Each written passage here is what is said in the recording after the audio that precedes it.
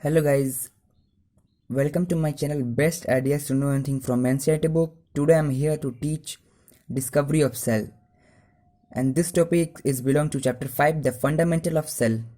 So let's start our topic, Discovery of Cell. हम इस video में जानेंगे कि कैसे सेल का डिस्कवरी हुआ था और कौन से साइंटिस्ट ने किया था. So the Robert Hooke discover the cell. Robert Hooke Robert Hooke एक साइंटिस्ट थे जिन्होंने सेल का डिस्कवर किया. But it was death cell. लेकिन वो सेल जो था वो डेथ सेल था. डेथ सेल को इन्होंने डिस्कवर किया था. On that time the Robert Hooke make a microscope and the name of that microscope is primitive microscope. उस समय की बात है कि रॉबर्ट हुक ने एक माइक्रोस्कोप को डिस्कवर उन्होंने बनाया था. उस माइक्रोस्कोप का नाम था प्रिमिटिव माइक्रोस्कोप. अब ये प्रिमिटिव माइक्रोस्कोप किस लिए कौन से काम में यूज़ होता था? तो this microscope is use to small things in a large size. ये जो माइक्रोस्कोप था, जो स्मॉल जो थिंग्स थे या स्मॉल माइक्रो ऑर्गेनिज्म या कुछ भी जो छोटे छोटे थे, उनको बड़े साइज में देखने के लिए यूज़ होता था. Robert Hooke in 1665 examined the thin seal of cork under the primitive microscope. He observed that the cork consists of a small-like structure resembling the honeycomb. He called the box cell, and the substance called cork come from the bark of tree, and the cell is a Latin word of the little room. जो Robert Hooke थे उन्होंने 1665 में death cell का discover किया था. और इन्होंने thin seal of क्रॉक में प्रिमिटिव माइक्रोस्कोप में देखा था. अब यहाँ पे एक वर्ड आता है क्रॉक. क्रॉक क्या होता है? क्रॉक जो होता है बार्क ऑफ ट्री, जो पेड़ का जो छल्ला होता है ना, उसको हम लोग क्रॉक बोलते हैं.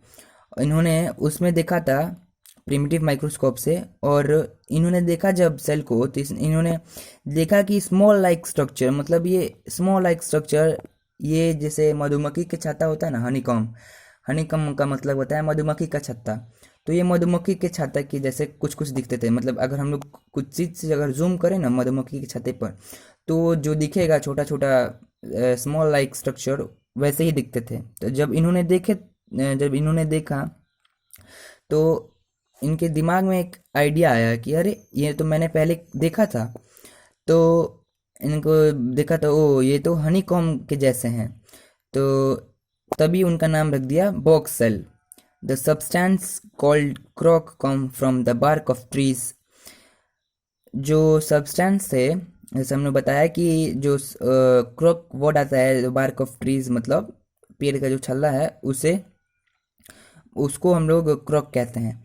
अब जो सेल है वो लैटिन वर्ड है लिटिल रूम का. अब हम लोग जानते हैं कि सेल क्या क्या कर सकता है. Cell have ability to replicate independently.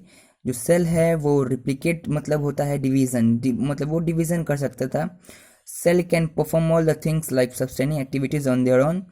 जो सेल था वो अपने लाइफ में कुछ भी परफॉर्म कर सकता था और सब्सटेंस एक्टिविटीज खुद में. और दे show the similar chemical composition and metabolic activities. जो केमिकल कंपोजिशन थे वो सिमिलर थे मेटाबॉलिक एक्टिविटीज़ के. अब हम लोग जानेंगे कि major landmark related to cell discover, कौन से साइंटिस्ट कौन से ईयर में क्या डिस्कवर किए थे रिलेटेड सेल से. So first one is Robert Hooke. Robert hook scientist थे 1665 में. इन्होंने डेथ सेल का इन्वेंशन किया था क्रॉक में प्रिमिटिव माइक्रोस्कोप की हेल्प से. और इसके बाद से है लियोवेन हुक. ये भी एक साइंटिस्ट है जो 1674 में फर्स्ट इन्होंने पहली बार लिविंग सेल को डिस्कवर किया था पॉन्ड वाटर में. और जो इनका माइक्रोस्कोप था वो प्रिमिटिव माइक्रोस्कोप से थोड़ा इम्प्रूव था. अब हम लोग जानते हैं third one is Robert brown. Robert brown एक साइंटिस्ट है जो 1831 में इन्होंने सेल का जो न्यूक्लियस है वो उसको डिस्कवर किया था. अब यहाँ पे सेल्डियन एंड स्वान एक नाम के जो साइंटिस्ट थे, इन्होंने सेल थ्योरी रिप्रेजेंट किया. और इन्होंने बताया कि जो सेल होता है वो बेसिक यूनिट ऑफ लाइफ होता है और जितने भी लिविंग ऑर्गेनिज्म होता है सबके पास सेल होता है. अब हम लोग एक साइंटिस्ट है एक और प्रोकंजी ये जो है साइंटिस्ट, इन्होंने 1839 में एक टर्म डिस्कवर किया था, प्रोटोप्लाज्म। प्रोटोप्लाज्म क्या होता है? ये साइटोप्लाज्म का न्यूक्लियस होता है। तो इन्होंने प्रोटोप्लाज्म का एक वर्ड का डिस्कवर किया था। अब है व्रीचोस व्रीचो व्रीचो एक नाम के साइंटिस्ट जो 1855 में इन्होंने सेल थ्योरी को और बढ़ावा दे और एक्सप्लेन किया, और इन्होंने बताया कि जो सेल है वो प्री एग्जिस्टिंग सेल से मिलकर बना है। अब लास्ट है कुणाल एन रस्का। कुणाल एन रस्का एक साइंटिस्ट थे जो 1914 में इन्होंने इलेक्ट्रॉन माइक्रोस्कोप बनाया था कॉम्प्लेक्स स्ट्रक्चर ऑफ सेल को समझने के लिए। अब यह इलेक्ट्रॉन माइक्रोस्कोप क्या होता है? ये मतलब जो ये इलेक्ट्रॉन माइक्रोस्कोप होता है कि मतलब ये जो इलेक्ट्रॉन माइक्रोस्कोप था, मतलब ये इसलिए यूज होता था कि ये जो लाइट के थ्रू कुछ चीज़ की छवि दिखाए, मतलब कुछ चीज़ को लार्ज साइज में दिखाए, उसे हम लोग इलेक्ट्रॉन माइक्रोस्कोप कहते हैं। अगर ये वीडियो आपको पसंद आया तो लाइक कीजिएगा।